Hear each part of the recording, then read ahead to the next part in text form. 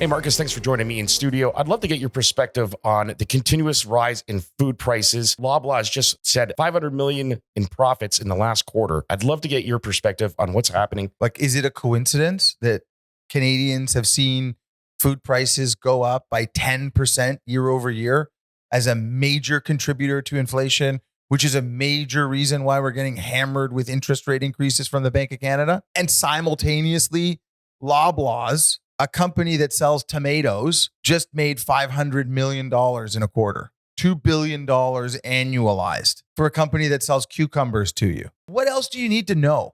They are pretending that inflation, they even cited that it's because their suppliers have increased pricing. Do you know how a business like Loblaws works? You can't say the reason why prices are up is because our suppliers have increased their costs and we're doing our best not to pass that on to the consumer, and then simultaneously report a 30% year over year increase in profits. It just doesn't work like that. Like, business fundamentally does not work like that. Imagine this, people. Yellow screen behind me wearing a yellow sweater.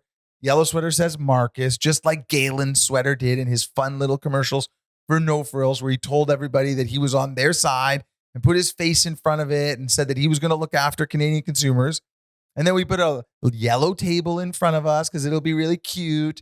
And then we'll put a couple boxes in front of us on the table. Only instead of like bread and butter, we'll have our boxes say things like greed and inflation. And we'll try to explain what the difference between the two things are, because I don't know if Galen Weston knows what the difference between greed and inflation is.